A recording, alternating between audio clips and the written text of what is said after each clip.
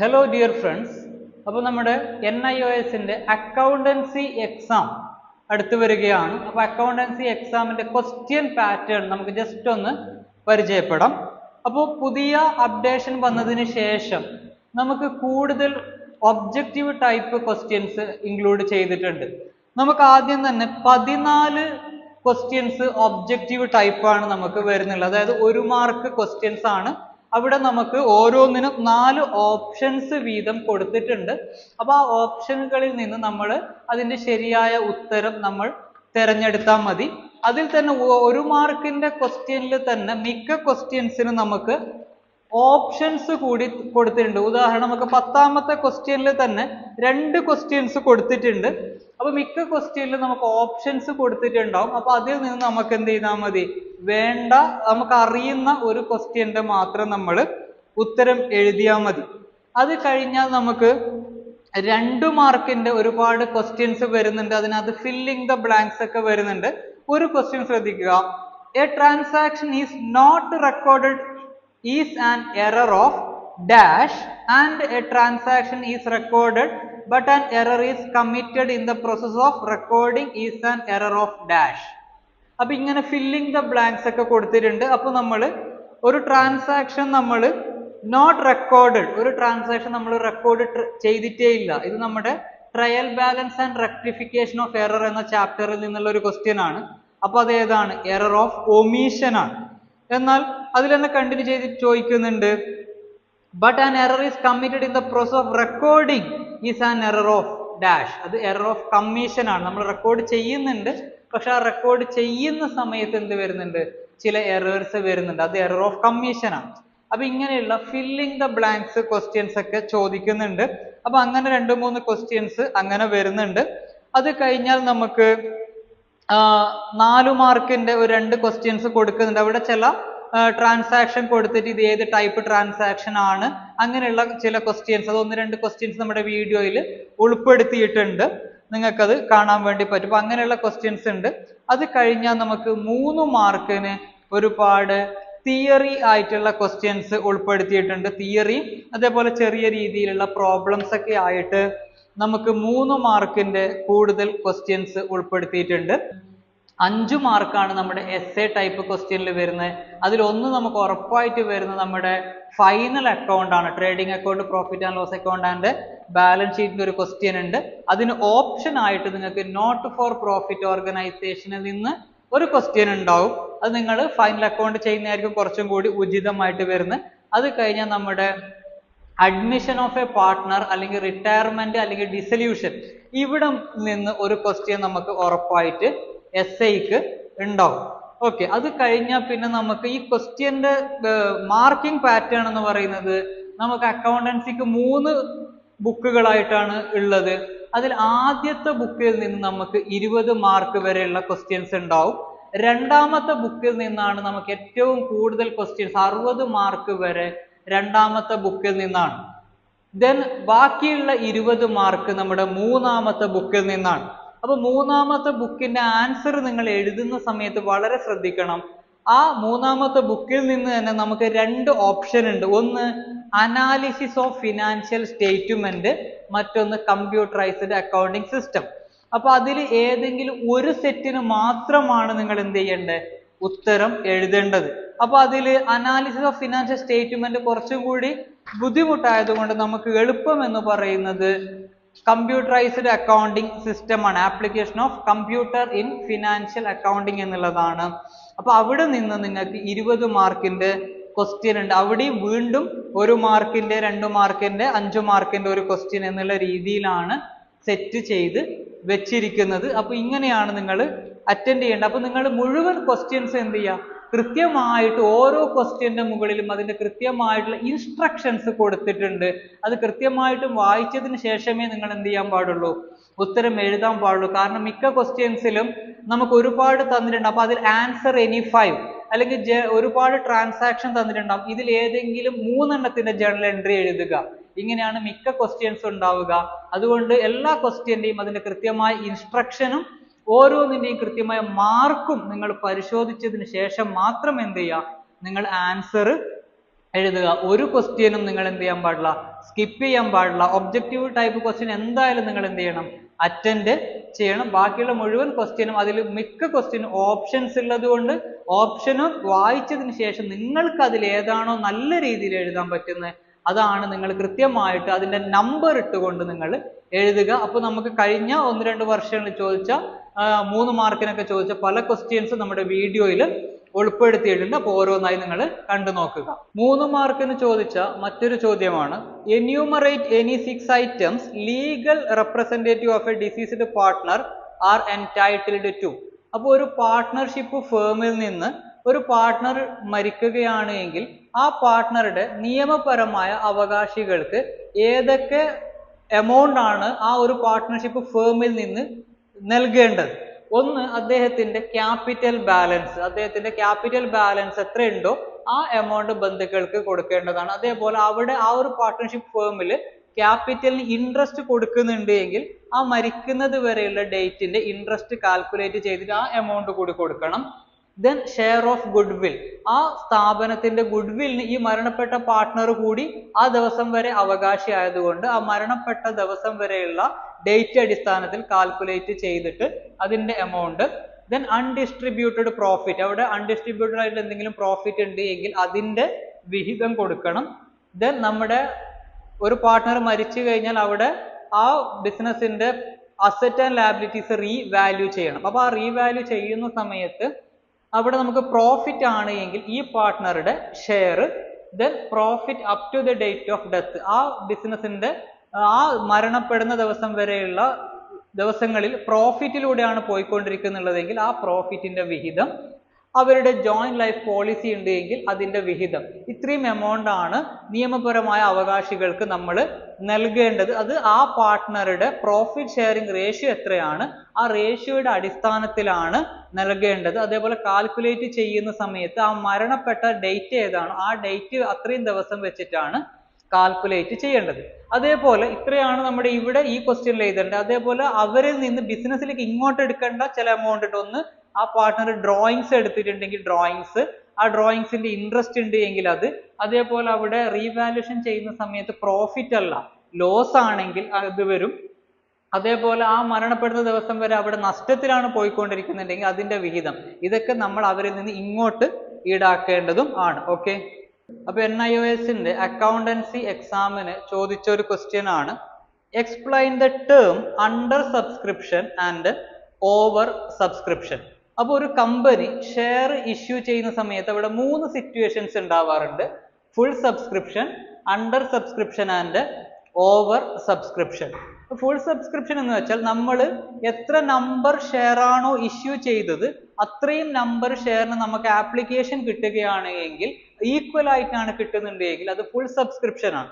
എന്നാൽ under subscription എന്ന് വെച്ചാൽ നമ്മൾ ഇഷ്യൂ ചെയ്ത ഷെയറിനേക്കാൾ കുറവ് നമ്പർ ഓഫ് ഷെയർസിനാണ് നമുക്ക് അപ്ലിക്കേഷൻ കിട്ടുന്നത് എങ്കിൽ അത് അണ്ടർ സബ്സ്ക്രിപ്ഷൻ ആണ്. എന്നാൽ നമ്മൾ ഇഷ്യൂ ചെയ്ത ഷെയറിനേക്കാൾ കൂടുതൽ ഷെയറിന് നമുക്ക് ആപ്ലിക്കേഷൻ വരുന്നുണ്ട് എങ്കിൽ അതാണ് ഓവർ സബ്സ്ക്രിപ്ഷൻ. ഓക്കെ, അപ്പൊ നമ്മൾ ഇഷ്യൂ ചെയ്തതിനേക്കാൾ കൂടുതൽ ഷെയറിന് വരികയാണെങ്കിൽ ഓവർ സബ്സ്ക്രിപ്ഷൻ, ഇഷ്യൂ ചെയ്തതിനേക്കാൾ കുറവ് നമ്പർ ആണ് വരുന്നതെങ്കിൽ അണ്ടർ, ആൻഡ് അതിന് ഈക്വൽ ആയിട്ട് വരികയാണെങ്കിൽ ഫുൾ സബ്സ്ക്രിപ്ഷൻ. ഇത് സാധാരണ NIOS എക്സാമിന് 1 വേർഡ് ആയിട്ടും 3 മാർക്സിനൊക്കെ എക്സ്പ്ലെയിൻ ചെയ്യാനൊക്കെ ചോദിക്കാറുണ്ട്. ഓക്കെ, അപ്പൊ ഒരു ഉദാഹരണം കൂടി പറയാം. നമ്മളൊരു 10,000 ഷെയർ ആണ് ഇഷ്യൂ ചെയ്യുന്നുള്ളതെങ്കിൽ 10,000 ഷെയറിന് നമുക്ക് ആപ്ലിക്കേഷൻ വരുന്നുണ്ടെങ്കിൽ ഏതാണ് ഫുൾ സബ്സ്ക്രിപ്ഷൻ. എന്നാൽ നമ്മൾ 10,000 ഷെയർ ഇഷ്യൂ ചെയ്തിട്ട് നമുക്ക് 9,000 ഷെയറിന് മാത്രമേ ആപ്ലിക്കേഷൻ കിട്ടിയിട്ടുള്ളൂ എങ്കിൽ അത് അണ്ടർ സബ്സ്ക്രിപ്ഷൻ. എന്നാൽ നമ്മൾ 10,000 ഷെയർ ഇഷ്യൂ ചെയ്തിട്ട് 11,000 12,000 ഷെയറിന് ആപ്ലിക്കേഷൻ കിട്ടിയിട്ടുണ്ട് എങ്കിൽ അതാണ് എന്ത് ഓവർ സബ്സ്ക്രിപ്ഷൻ. ഓക്കെ, ഇവിടെ 3 മാർക്കിന് ചോദിച്ച ഒരു ക്വസ്റ്റ്യൻ ശ്രദ്ധിക്കുക. Pass journal entries four the following adjustment എന്ന് പറഞ്ഞ് ഇവിടെ നമുക്ക് 5 അഡ്ജസ്റ്റ്മെന്റ് കൊടുത്തിട്ടുണ്ട്. അപ്പൊ ഇവിടെ ശ്രദ്ധിക്കുക, ആൻസർ എനി 3 മാർക്കിന്റെ ക്വസ്റ്റ്യൻ ആണ്. അപ്പൊ ഇതിൽ 3 എണ്ണത്തിന് നിങ്ങൾ എന്ത് ചെയ്താൽ മതി, ഇതിന്റെ ജേണൽ എൻട്രി കൊടുക്കണം. അപ്പോൾ അഡ്ജസ്റ്റ്മെന്റ് നമ്മൾ ഫൈനൽ അക്കൗണ്ട് ചെയ്യുന്ന സമയത്ത് പഠിച്ചിട്ടുണ്ട് അല്ലെ. അപ്പൊ ആദ്യത്തെ ക്ലോസിംഗ് സ്റ്റോക്ക്. ക്ലോസിംഗ് സ്റ്റോക്ക് നമുക്ക് ആ ഒരു വർഷത്തിന്റെ അവസാനം ഉള്ള സ്റ്റോക്കിനെയാണ് നമ്മൾ എന്ത് പറയാ, ക്ലോസിംഗ് സ്റ്റോക്ക് എന്ന് പറയാം. അപ്പൊ ക്ലോസിംഗ് സ്റ്റോക്ക് സാധാരണ നമ്മൾ എന്ത് ചെയ്യും, ട്രേഡിംഗ് അക്കൗണ്ടിന്റെ ക്രെഡിറ്റ് സൈഡിലും എടുക്കും, ബാലൻസ് ഷീറ്റിന്റെ അസറ്റ് സൈഡിലും എടുക്കും അല്ലെ. Then wages outstanding. അപ്പോൾ ഔട്ട്സ്റ്റാൻഡിങ് എക്സ്പെൻസ് എന്ന് വെച്ചാൽ ഒരു എക്സ്പെൻസ് അത് കൊടുക്കേണ്ട സമയം കഴിഞ്ഞിട്ട് നമ്മൾ ആ എമൗണ്ട് കൊടുക്കാൻ ബാക്കിയുണ്ടെങ്കിലാണ് നമ്മൾ എന്ത് പറയാ, ഔട്ട്സ്റ്റാൻഡിങ് എക്സ്പെൻസ് എന്ന് പറയാം. അപ്പൊ ഇവിടെ വേജസ് ഔട്ട്സ്റ്റാൻഡിങ് എന്നാണ് പറഞ്ഞിരിക്കുന്നത്. അപ്പോൾ നമ്മൾ ഇത് എവിടെ എടുക്കുക, ട്രേഡിംഗ് അക്കൗണ്ടിൽ വേജസിന്റെ കൂടെ ഔട്ട്സ്റ്റാൻഡിങ് എക്സ്പെൻസ് ആഡ് ചെയ്യുക. എന്നിട്ട് ഇത് ലയബിലിറ്റി ആണ്, കൊടുക്കാൻ ബാക്കിയുള്ളതായതുകൊണ്ട് ബാലൻസ് ഷീറ്റ് ലയബിലിറ്റി സൈഡിൽ എഴുതുക. പിന്നെയാണ് റെന്റ് പെയ്ഡ് ഇൻ അഡ്വാൻസ്. നമ്മൾ പ്രീപെയ്ഡ് എക്സ്പെൻസ് ആണ്, മുൻകൂട്ടി കൊടുത്തിട്ടുണ്ട് അല്ല. അപ്പൊ റെന്റ് ആയതുകൊണ്ട് പ്രീപെയ്ഡ് നമ്മൾ എപ്പോഴും എന്ത് ചെയ്യണം, ആ എക്സ്പെൻസിൽ നിന്ന് മൈനസ് ചെയ്യുകയും ബാലൻസ് ഷീറ്റിൽ അസറ്റിൽ കാണിക്കണം. പിന്നെയാണ് ഡിപ്രീസിയേഷൻ ഓൺ മെഷീനറി. മെഷീനറിയുടെ വാല്യൂ കുറഞ്ഞിട്ടുണ്ട്. അപ്പോൾ ഡിപ്രീസിയേഷൻ നമ്മൾ പ്രോഫിറ്റ് ആൻഡ് ലോസ് അക്കൗണ്ടിൽ എത്രയാണ് ഡിപ്രീസിയേഷൻ എന്ന് കാണിക്കുക. എന്നിട്ട് ബാലൻസ് ഷീറ്റിൽ ഈ മെഷീനറിയുടെ വാല്യൂ എടുക്കുമ്പോൾ ഡിപ്രീസിയേഷന്റെ എമൗണ്ട് കുറച്ച് കാണിക്കണം. ദെൻ ഫർദർ ബാഡ് ഡെപ്റ്റ്, നമ്മൾ ബാഡ് ഡെപ്റ്റിന്റെ കൂടെ എടുക്കേണ്ടതാണ്. അപ്പൊ ഇവിടെ ശ്രദ്ധിക്കേണ്ട കാര്യം, നമ്മളോട് ഇതിൽ ഏതെങ്കിലും 3 എണ്ണത്തിന്റെ ജേണൽ എൻട്രി എഴുതണം.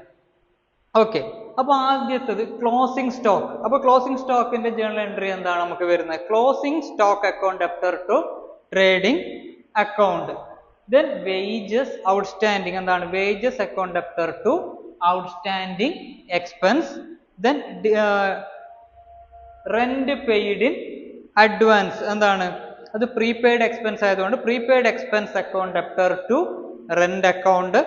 Depreciation on machinery, depreciation account debtor to machinery account. Then further bad debt account debtor to debtors account. Okay, അപ്പോൾ ബാഡ് ഡെപ്റ്റ് നമുക്കറിയാം എന്താണ്, നമ്മൾ കടമായിട്ടൊക്കെ സാധനങ്ങൾ കൊടുത്തിട്ട് ആ എമൗണ്ട് നമുക്ക് തിരിച്ചു കിട്ടാതെ നമ്മൾ ഒഴിവാക്കുന്നതിനാണ് ബാഡ് ഡെപ്റ്റ് എന്ന് പറയാം. അപ്പൊ ഈ ഫർദർ ബാഡ് ഡെപ്റ്റ് എന്ന് പറയുന്നത് നമ്മൾ ട്രയൽ ബാലൻസ് ഒന്നും പ്രിപ്പയർ ചെയ്യുമ്പോൾ ഒരു ബാഡ് ഡെപ്റ്റ് നമുക്ക് എടുക്കാൻ വിട്ടുപോയിട്ടുണ്ട്, എന്നാൽ ഫൈനൽ അക്കൗണ്ട് ചെയ്യുന്നതിന് മുമ്പ് നമുക്കത് കിട്ടിയിട്ടുണ്ടെങ്കിൽ അതിനെയാണ് നമ്മൾ എന്ത് പറയാ, ഫർദർ ബാഡ് ഡെപ്റ്റ് എന്ന് പറയാം. ഓക്കെ, അപ്പൊ ഈ ജേണൽ എൻട്രീസ് ഒക്കെ നമ്മുടെ ഫൈനൽ അക്കൗണ്ടിന്റെ ചാപ്റ്റർ 2-ൽ അതിൽ കൃത്യമായിട്ട് ബോക്സ് ആയിട്ട് എല്ലാ അഡ്ജസ്റ്റ്മെന്റും അതിന്റെ ജേണൽ എൻട്രി എങ്ങനെയാണ് വരുന്നതൊക്കെ കൃത്യമായിട്ട് കൊടുത്തിട്ടുണ്ട്. അപ്പൊ എല്ലാ അഡ്ജസ്റ്റ്മെന്റിന്റെയും ജേണൽ എൻട്രീസ് ഒന്ന് ശ്രദ്ധിക്കുക. കൂടാതെ നമുക്ക് ഫൈനൽ അക്കൗണ്ട് ചെയ്യുമ്പോൾ കൂടി ഈ അഡ്ജസ്റ്റ്മെന്റ് വളരെ അത്യാവശ്യമായതുകൊണ്ട് എന്ത് ചെയ്യുക, കൃത്യമായിട്ട് ഈ മുഴുവൻ അഡ്ജസ്റ്റ്മെന്റുകളും മനസ്സിലാക്കി വെക്കുക. 3 മാർക്കിന് ചോദിച്ച മറ്റൊരു ചോദ്യമാണ് explain the term shares issued at discount, give an example. അപ്പൊ നമുക്ക് ഷെയർ ഇഷ്യൂ ചെയ്യുന്ന സമയത്ത് പ്രധാനമായിട്ടും നമ്മൾ 3 രീതിയിലാണ് ഇഷ്യൂ ചെയ്യുക. ഒന്ന് issue at par, issue at premium and issue at discount. അപ്പോൾ ഒരു ഷെയർ നമ്മൾ അതിന്റെ ഫേസ് വാല്യൂവിന് തന്നെയാണ് ഇഷ്യൂ ചെയ്യുന്നുള്ളതെങ്കിൽ അതാണ് നമ്മൾ ഇഷ്യൂ അറ്റ് പാർ എന്ന് പറയാം. അതായത് 10 രൂപ ഫേസ് വാല്യൂ ഉള്ള ഒരു ഷെയർ നമ്മൾ 10 രൂപയ്ക്ക് തന്നെയാണ് ഇഷ്യൂ ചെയ്യുന്നുണ്ടെങ്കിൽ അത് ഇഷ്യൂ അറ്റ് പാർ. എന്നാൽ നമ്മൾ 10 രൂപ ഫേസ് വാല്യൂ ഉള്ള ഒരു ഷെയർ നമ്മൾ 12 രൂപയ്ക്ക് ഇഷ്യൂ ചെയ്യുന്നു, അതായത് അതിന്റെ ഫേസ് വാല്യൂവിനേക്കാൾ കൂടുതൽ തുകയ്ക്ക് നമുക്കൊരു ഷെയർ ഇഷ്യൂ ചെയ്യുന്നുണ്ട് എങ്കിൽ അതാണ് ഇഷ്യൂ അറ്റ് പ്രീമിയം എന്ന് പറയുന്നത്. ദെൻ നമ്മളൊരു ഷെയർ അതിന്റെ ഫേസ് വാല്യൂവിനേക്കാൾ കുറവ് തുകയ്ക്കാണ് ഇഷ്യൂ ചെയ്യുന്നുണ്ട് എങ്കിൽ അതാണ് ഇഷ്യൂ അറ്റ് ഡിസ്കൗണ്ട്. നമ്മൾ 10 രൂപ ഫേസ് വാല്യൂ ഉള്ള ഒരു ഷെയർ നമ്മൾ 8 രൂപയ്ക്കാണ് ഇഷ്യൂ ചെയ്യുന്നുണ്ടെങ്കിൽ അത് ഡിസ്കൗണ്ട്. അപ്പൊ ഈ 3 രീതിയിൽ നമുക്ക് ഷെയർ ഇഷ്യൂ ചെയ്യാൻ വേണ്ടി പറ്റും. അപ്പോൾ വളരെ ഫിനാൻഷ്യലി സ്ട്രോങ് ആയിട്ടുള്ള കമ്പനികൾക്ക് അവരുടെ ഷെയർസ് വാങ്ങിക്കാൻ കൂടുതൽ ആളുകൾ താല്പര്യപ്പെടും. അപ്പൊ അങ്ങനെയുള്ള കേസിൽ അവർക്ക് അവരുടെ ഷെയർ എന്ത് ചെയ്യാൻ പറ്റും, ഫേസ് വാല്യൂവിനേക്കാൾ കൂടുതൽ തുകയ്ക്ക് തന്നെ ഇഷ്യൂ ചെയ്യാൻ വേണ്ടി പറ്റും. അതേപോലെ ചില കേസിൽ അവർ അവരുടെ ഷെയർ ഡിസ്കൗണ്ട് ആക്കിയിട്ടും കൊടുക്കാറുണ്ട്. പക്ഷെ ഡിസ്കൗണ്ടിന് കൊടുക്കുന്ന സമയത്ത് മാക്സിമം 10% വരെ ഡിസ്കൗണ്ട് കൊടുക്കാൻ പാടുള്ളൂ. അങ്ങനെ കുറച്ച് കണ്ടീഷൻസ് കൂടി വരുന്നുണ്ട്, ആ കാര്യങ്ങൾ കൂടി ഇമ്പോർട്ടന്റ് ആണ്. അപ്പൊ ഇവിടെ ഒരു ക്വസ്റ്റ്യൻ ശ്രദ്ധിക്കുക. Name the type of voucher to be made for the following transaction. നമുക്കിവിടെ ഒരുപാട് ട്രാൻസാക്ഷൻ തന്നിട്ടുണ്ട്, അതിൽ ഏത് ടൈപ്പ് ഓഫ് വൗച്ചർ ആണ് നമ്മൾ യൂസ് ചെയ്യുന്നതെന്ന് നിങ്ങൾ എഴുതണം. അപ്പോൾ നമുക്ക് പ്രധാനമായിട്ടും അക്കൗണ്ടിങ് വൗച്ചർ, അത് ക്യാഷ് വൗച്ചർ 2 ടൈപ്പും നോൺ ക്യാഷ് വൗച്ചർ 1, ഇങ്ങനെ 3 വൗച്ചർ ആണ് പ്രധാനമായിട്ടുള്ളത്. അപ്പൊ ഡെബിറ്റ് വൗച്ചർ നമ്മൾ യൂസ് ചെയ്യുന്ന എല്ലാ ക്യാഷ് പേയ്മെന്റിന് വേണ്ടിയിട്ട്, ക്രെഡിറ്റ് വൗച്ചർ യൂസ് ചെയ്യുന്ന എല്ലാ ക്യാഷ് റിസിപ്റ്റിന് വേണ്ടിയിട്ട്, ദെൻ നോൺ ക്യാഷ് ട്രാൻസാക്ഷൻ ആയിട്ടുള്ള എല്ലാ ക്രെഡിറ്റ് ട്രാൻസാക്ഷനുമാണ് നമ്മൾ ട്രാൻസ്ഫർ വൗച്ചർ യൂസ് ചെയ്യുന്നത്. ഓക്കെ, അപ്പൊ ഈ ഡെബിറ്റ് വൗച്ചറും ക്രെഡിറ്റ് വൗച്ചറിനെയും നമ്മൾ ക്യാഷ് വൗച്ചർ എന്നും എന്നാൽ ട്രാൻസ്ഫർ വൗച്ചറിനെ നമ്മൾ നോൺ ക്യാഷ് വൗച്ചർ എന്നാണ് പറയുക. ഓക്കെ, അപ്പൊ ഇവിടെ നമുക്ക് തന്നിരിക്കുന്ന ട്രാൻസാക്ഷനുകൾ നിങ്ങൾ ഇതിൽ ഏത് വൗച്ചർ ആണ് യൂസ് ചെയ്യുന്നതെന്ന് ഐഡന്റിഫൈ ചെയ്തിട്ട് എഴുതണം. ഒന്ന്, depreciation charged on machinery. Depreciation charged on machinery അതെന്താണ്? ഒരു ട്രാൻസ്ഫർ വൗച്ചർ ആണ് നമ്മൾ യൂസ് ചെയ്യേണ്ടത് അല്ലെ. അത് ക്യാഷ് പോകുന്നില്ല, ക്യാഷ് റിസീവ് ആവുന്നില്ല. അപ്പൊ നമുക്ക് ഇത് യൂസ് ചെയ്യാം, ട്രാൻസ്ഫർ വൗച്ചർ യൂസ് ചെയ്യാം. രണ്ടാമത് ചോദിച്ചിരിക്കുന്നത് paid interest on bank loan. Bank ലോണിന് നമ്മൾ ഇൻട്രസ്റ്റ് അടച്ചു, അപ്പൊ അത് ക്യാഷ് പേയ്മെന്റ് ആണ്. അതുകൊണ്ട് നമുക്ക് ഏത് യൂസ് ചെയ്യാം? Debit voucher. Then purchase goods for cash. Purchase goods for cash, അപ്പോൾ ക്യാഷ് പേയ്മെന്റ് ആകുമ്പോൾ ഡെബിറ്റ് വൗച്ചർ. പിന്നെ ചോദിച്ചിരിക്കുന്നത് എന്താണ്? Cash sales of goods. ഗൂഡ്സിന്റെ ക്യാഷ് സെയിൽ, അപ്പൊ ക്യാഷ് റിസിപ്റ്റ് ആണ്, ക്രെഡിറ്റ് വൗച്ചർ. പിന്നെന്താണ്? Sold goods on credit. Goods credit sale ചെയ്തു, അപ്പോൾ ട്രാൻസ്ഫർ വൗച്ചർ. അപ്പൊ ഇങ്ങനെ ചോദിച്ചു കഴിഞ്ഞാൽ നമുക്ക് വളരെ സിമ്പിൾ ആണ്. നിങ്ങൾ ട്രാൻസാക്ഷൻ വായിച്ചിട്ട് അത് ഏത് ടൈപ്പ് ആണെന്ന് ഐഡന്റിഫൈ ചെയ്ത് കഴിഞ്ഞാൽ നിങ്ങൾക്ക് എളുപ്പത്തിൽ അതിൽ ഏത് വൗച്ചർ ആണ് യൂസ് ചെയ്യുന്നതെന്ന് എഴുതാൻ പറ്റും. നമുക്ക് 4 മാർക്കിന് വളരെ സിമ്പിൾ ആയിട്ടുള്ള ഒരു ക്വസ്റ്റ്യൻ ആണ്. ഓക്കെ, അപ്പൊ 3 മാർക്കിന് ചോദിച്ച മറ്റൊരു ക്വസ്റ്റ്യൻ ആണ് explain any 3 factors affecting goodwill. അപ്പോൾ ഗുഡ്വിൽ നമുക്കറിയാം ഒരുപാട് വർഷങ്ങളോളൊക്കെ ആയിട്ടുള്ള ബിസിനസ് സ്ഥാപനങ്ങൾക്ക് ആളുകൾക്കിടയിൽ ഒരു നല്ല പേര്, ഒരു റെപ്യൂട്ടേഷൻസ് ഒക്കെ ഉണ്ടാവും. അപ്പൊ അങ്ങനെയുള്ള ഫേമുകൾക്കാണ് നമ്മൾ ഗുഡ്വിൽ ഉണ്ട് എന്ന് പറയാം. അപ്പൊ ഈ ഗുഡ്വില്ലിനെ അഫക്റ്റ് ചെയ്യുന്ന ഫാക്ടേഴ്സ്, അപ്പൊ ഏതെങ്കിലും 3 എണ്ണം എക്സ്പ്ലെയിൻ ചെയ്യാൻ വേണ്ടി ചോദിച്ചിരിക്കുന്നതാണ്. അപ്പൊ ഒന്ന് ലൊക്കേഷൻ, നമ്മുടെ ബിസിനസ് എവിടെയാണ് സ്ഥിതി ചെയ്യുന്നത്? നമ്മുടെ ബിസിനസ് ഒരു സെൻട്രൽ പ്ലേസിലാണ് എങ്കിൽ ആ ഒരു ബിസിനസിന്റെ ഓട്ടോമാറ്റിക്കലി അതിന്റെ ഗുഡ്വിൽ എന്താവും? ഇൻക്രീസ് ആവും. 2, നാച്ചർ ഓഫ് ബിസിനസ്, നമ്മൾ ഏത് തരം പ്രൊഡക്റ്റ് ആണ് നമ്മൾ സെല് ചെയ്യുന്നത് അല്ലെങ്കിൽ മാനുഫാക്ചർ ചെയ്യുന്നത്. നമ്മളൊരു സ്റ്റേബിൾ ഡിമാൻഡ് ആയിട്ടുള്ള ഹൈ വാല്യൂ ആയിട്ടുള്ള പ്രൊഡക്റ്റ് ആണ് നമ്മൾ ചെയ്യുന്നത് എങ്കിൽ ഓട്ടോമാറ്റിക്കലി നമ്മുടെ ഗുഡ്വില്ലിന്റെ വാല്യൂ എന്താവും? കൂടും. അതേപോലെ നമ്മുടെ മാനേജ്മെന്റ് വളരെ നല്ല എഫിഷ്യന്റ് ആയിട്ടുള്ള ഒരു മാനേജ്മെന്റ് ടീം ആണ് എങ്കിൽ ഓട്ടോമാറ്റിക്കലി നമ്മുടെ പ്രോഫിറ്റ് ഒക്കെ കൂടും, അതോടൊപ്പം നമ്മുടെ ഗുഡ്വില്ലും വർദ്ധിക്കും. ദെൻ ക്വാളിറ്റി, നമ്മുടെ പ്രൊഡക്റ്റിന്റെ ക്വാളിറ്റി, നമ്മൾ വളരെ നല്ല ഹൈ ക്വാളിറ്റി പ്രൊഡക്റ്റ് ആണ് കൊടുക്കുന്നതെങ്കിലും നമ്മുടെ ഗുഡ്വില്ലിനെ അഫക്റ്റ് ചെയ്യും. ദെൻ മാർക്കറ്റ് സിറ്റുവേഷൻ, നമ്മളൊരു മോണോപോളിസ്റ്റിക് ആണ് എങ്കിൽ നമ്മുടെ പ്രൊഡക്റ്റിന് കൂടുതൽ ഡിമാൻഡ് ഉണ്ടാവും, അപ്പോൾ അവിടെയും നമ്മുടെ ഗുഡ്വില്ലിന്റെ വാല്യൂ എന്താവും? ഇൻക്രീസ് ആവും. പിന്നെ സ്പെഷ്യൽ അഡ്വാൻറ്റേജസ്, നമുക്ക് എന്തെങ്കിലും സ്പെഷ്യൽ അഡ്വാൻറ്റേജസ് ഉണ്ട്, അതായത് നമുക്ക് ഇമ്പോർട്ട് ലൈസൻസ് ഉണ്ട്, അല്ലെങ്കിൽ ഏതെങ്കിലും ഒരു കമ്പനി ആയിട്ട് ഒരു ലോങ് ടേം കോൺട്രാക്ട് ഉണ്ട്, അപ്പൊ അങ്ങനെയാണ് എങ്കിൽ കൂടി അതെന്താവും? നമ്മുടെ ഗുഡ്വില്ലിനെ അഫക്റ്റ് ചെയ്യും. അപ്പൊ ഇത്രയും കാര്യങ്ങളാണ് നമ്മുടെ ഗുഡ്വില്ലിന്റെ അഫക്റ്റ് ചെയ്യുന്ന factors: location, nature of business, efficient management and quality, market situation, special advantages. Okay, അപ്പൊ 3 മാർക്കിന് ചോദിച്ച മറ്റൊരു ക്വസ്റ്റ്യൻ ആണ് explain in brief the procedure of forfeiture of share. അപ്പൊ ഷെയർ ഫോർഫീച്ചർ ചെയ്യുന്നതിന്റെ പ്രൊസീജിയർ എന്താണ്? 3 മാർക്കിന് നിങ്ങൾ എക്സ്പ്ലെയിൻ ചെയ്യണം. അപ്പൊ അതിനു മുമ്പ് നമ്മൾ എന്താണ് ഫോർഫീച്ചർ ഓഫ് ഷെയർസ് എന്ന് നോക്കാം. അപ്പൊ നമുക്കറിയാം ഒരു ഷെയർ ഹോൾഡർ അതിന്റെ അലോട്ട്മെന്റ് മണിയോ കോൾ മണിയോ അടക്കാതെ വരുന്ന സമയത്ത് അതിന്റെ ബോർഡ് ഓഫ് ഡയറക്ടേഴ്സ് ആ ഒരു ഷെയർ ഹോൾഡറിൽ നിന്ന് ക്യാൻസൽ ചെയ്യാൻ വേണ്ടി തീരുമാനിക്കും. ഓക്കെ, അപ്പൊ അങ്ങനെ ക്യാൻസൽ ചെയ്യുന്ന സമയത്ത് ആ ഷെയർ ഹോൾഡർ അതിന്റെ ആദ്യഘട്ടത്തിൽ അടച്ച ആപ്ലിക്കേഷൻ മണിയൊക്കെ അദ്ദേഹത്തിന് നഷ്ടമാവുകയും ചെയ്യും. ഓക്കെ, അപ്പൊ അങ്ങനെ ഒരു ഷെയറിന്റെ അലോട്ട്മെന്റ് മണിയോ അല്ലെങ്കിൽ കോൾ മണിയോ അടക്കാത്ത സമയത്ത് ആ ഷെയർ ഹോൾഡറിന്റെ ആ ഒരു ഷെയർ ക്യാൻസൽ ചെയ്യുന്നതിനെയാണ് നമ്മൾ എന്ത് പറയാ? ഫോർഫീച്ചർ ഓഫ് ഷെയർസ് എന്ന് പറയാം. പക്ഷെ ഇവിടെ നമ്മുടെ question explain in brief the procedure of forfeiture of share. അപ്പൊ ഈ ഷെയർ നമ്മൾ ഫോർഫീച്ചർ ചെയ്യുന്നതിന്റെ പ്രൊസീജിയർ എന്താണ് എന്നതാണ്. അപ്പൊ ഈ ഷെയർ ഫോർഫീച്ചർ ചെയ്യാനുള്ള അധികാരം ആ കമ്പനിയുടെ ബോർഡ് ഓഫ് ഡയറക്ടേഴ്സിനാണ്.